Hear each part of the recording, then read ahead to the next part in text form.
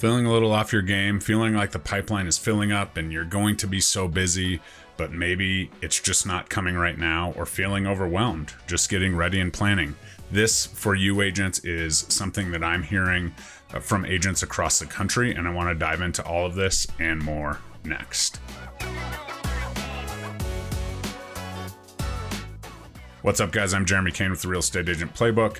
Want to really dive into this one. While you're here, like, comment, subscribe, but let's share this podcast out and let's reach out and help agents all across the country kind of get into this newer market that we're feeling. So first and foremost, we have the real estate cycle that we are in, right? The economy seems like it's doing a little bit better.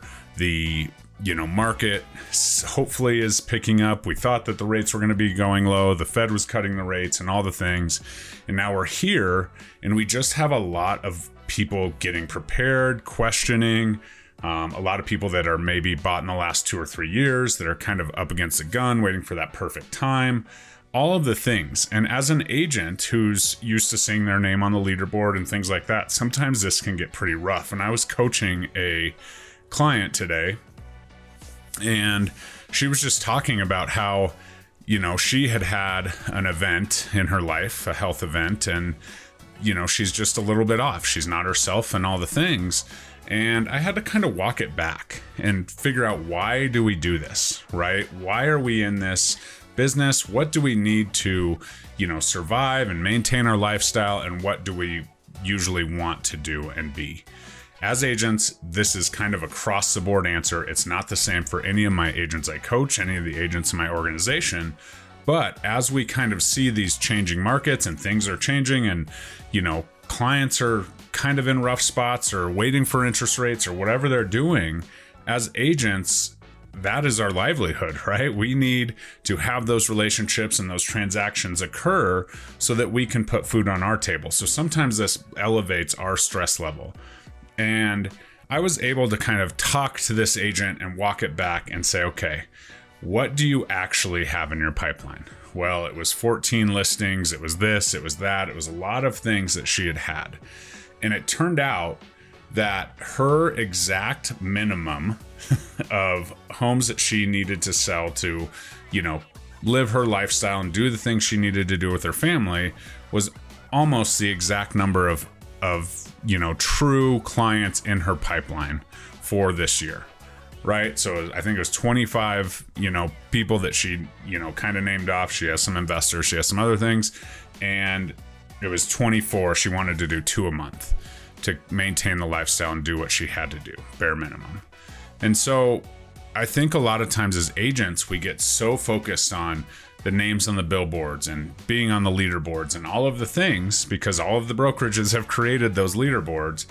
But the truth is, sometimes we have to dig down deep inside, and what's better for us, right? What's better for her in her current situation is to focus on the minimum, right? What do you need to do to make it happen? And I'm not saying that you shouldn't go for the goals and do all the things, but at some point we have to realize that we got in this business to provide for our family or provide a certain lifestyle that we want to live or whatever it was. It wasn't to be the very best, the highest selling agent. Maybe it was to impact the other families that you serve. And that's okay, because to be at your very best when life changes, when, whatever happens, your different seasons of life across the board, we are only at our very best when we're able to not be in that hustle culture, that grind culture that everyone kind of has talked about. And it's been such a thing. And if you're an entrepreneur and you're working 24/7 and doing all the things, but does that really allow us to be our very best? And does that really allow us to perform at our very best? And so I really encourage a lot of people as we go through this season, right? Because the coaching client was one thing, but what happens when we, have a market shift? Right? And all of a sudden people are like, well, I need to list my home at the perfect time. And as agents, we're like, okay, well, the perfect time is actually, mid-March to mid-April to list in our market traditionally. But all of the other things come into play, right? And what is our situation and how's that, affect what we say in that moment? hopefully you're at a point where you've stabilized and all the things. And if you haven't, that's okay too. But that's going to dictate, right? If you can't put food on your, family's table, and they say, what's the best time to list? Well, as soon as possible so I can get that done, right? Or you say what you should say and say, well, traditionally this is what the stats say in March. Well, that's saying you're not going to have a paycheck for XYZ. And so we have to continue to be in the mix and be in the fold with other things that are going on if we are this tight and when the market does shift and with the higher interest rates, right? Because let's be real, the last 3 to 5 years, we've been able to pretty much just go outside, walk outside our door, interact with a few people, and I could peg a few people that could buy a home right now, right here, right? Because the interest rates were low, everyone qualified, everyone kind of was in it, and now that interest rates are higher, that's just not the case.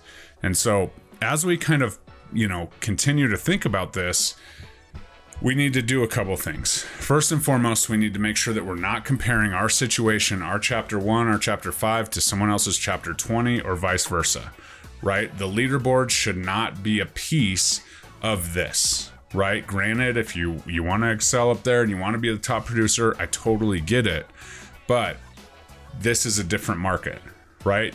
I can't compare my business from 2021 to my business now because first and foremost, it was a completely different market. It was chaos. The interest rates were low, but also I didn't have as many past clients and I didn't have as big of a sphere at that time that I'm now working. So I want to make sure that I'm identifying what exactly I need to do as an agent to push forward to make this happen. And sometimes that is talking to another agent, talking to somebody else about this and really setting it up.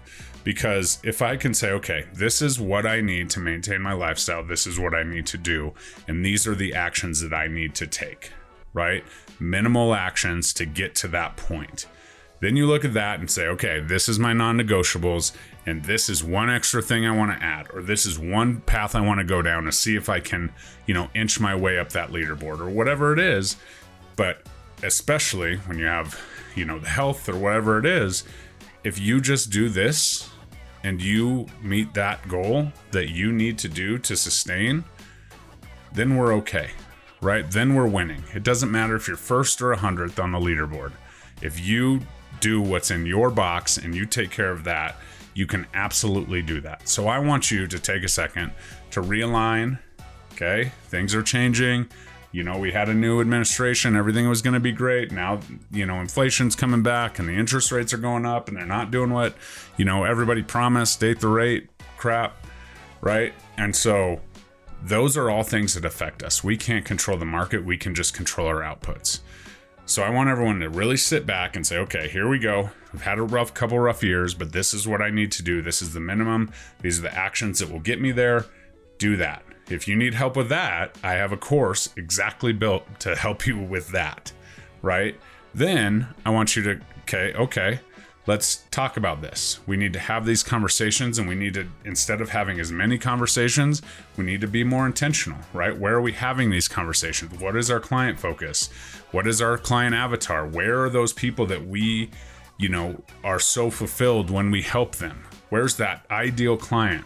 Live, breathe, do the thing, hang out.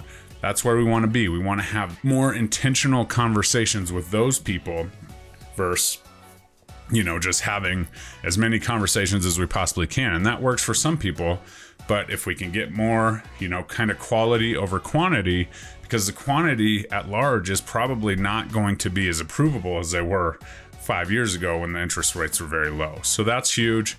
And then we want to take this to an area where we can stop reacting and start planning, right? If that means getting some, a financial system that you can use as a commission-based agent, right? I've heard, agents talking about, going to these different brokerages and these different models and things, not necessarily from where I'm at because the income streams are so, amazing. If you build them, you have so many options when you're with us at the Wolfpack, but, really going to these places where maybe you're going to get leads, but you're going to give away, 75% of your commission and all those things. And so the truth is do you really want to work the same amount or more for less pay, right? Last I checked, that's not really what we're doing. And if you can kind of develop these systems and stop reacting and start planning and really understanding, dialing in exactly how you're going to get from point A to point D, which is your goal this year, versus I have to go from point A to point Z and I have no idea how to get there. If you can piece it down, you can make those plans, then you're able to make more of the long game, right? You're able to really focus on the long game. What's that look like? How long can you do what you do and be yourself to your clients and serve them at the highest level is a question that I ask agents a lot.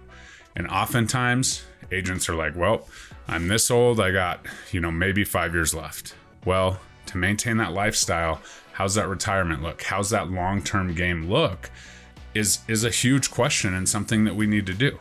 So all I want you to do, if you're feeling stuck, I said something that resonated with you, please book a free game plan call with me in the link below. No obligation. We're not going to talk about anything else besides what you need to get in that momentum, get organized, and feel confident that you're going to be okay and continue to push forward. Because I'm sick of seeing, what's your real estate side hustle? What are you doing to supplement? The market's tough. The market's this. The market's not ready yet. I'm going to be super busy in June.